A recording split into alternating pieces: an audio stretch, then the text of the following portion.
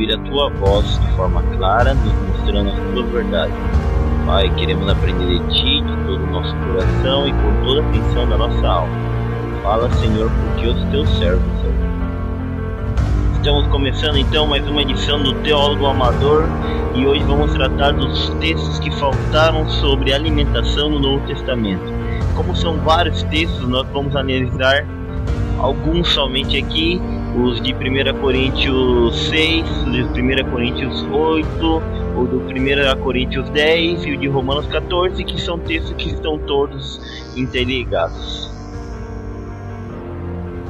É interessante que nesses textos aparece uma frase que é muito utilizada por alguns, que diz tudo me é permitido, outra que diz que todas as coisas são lícitas. E por que aparece essa frase aí em 1 Coríntios tanto 6 como 8? 8 não, 1 Coríntios 10. O contexto desses 4 capítulos, tanto 1 Coríntios 6, 8 e 10 e Romanos 14, é basicamente o mesmo.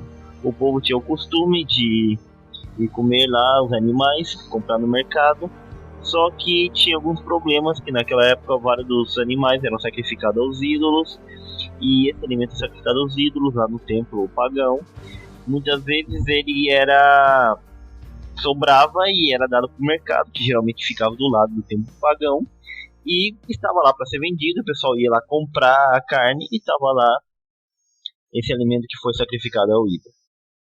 E aqui nesses textos a gente vai ver uma coisa interessante, de que Paulo vai separar entre o que é o irmão forte e o que é o irmão fraco.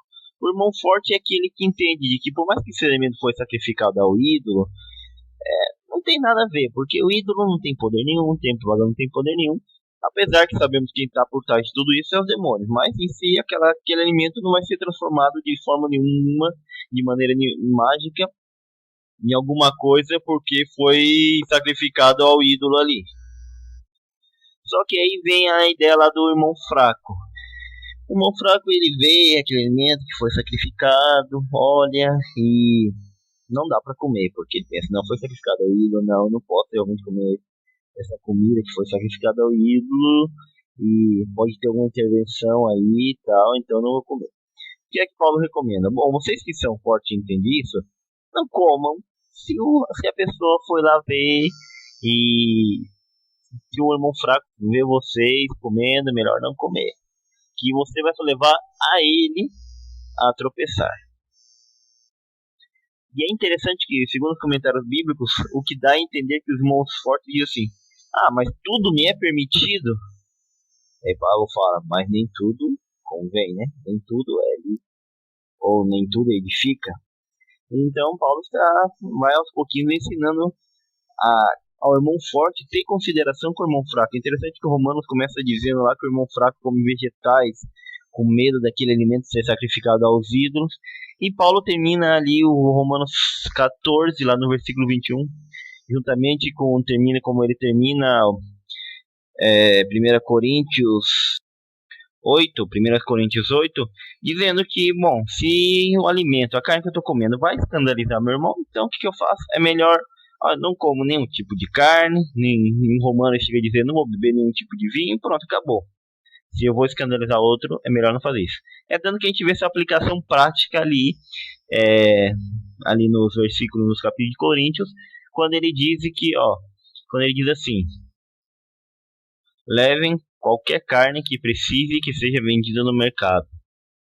Não perguntem se foi oferecido aos ídolos ou não, para que a resposta não lhes fira a consciência. Ou seja, o que ele está falando?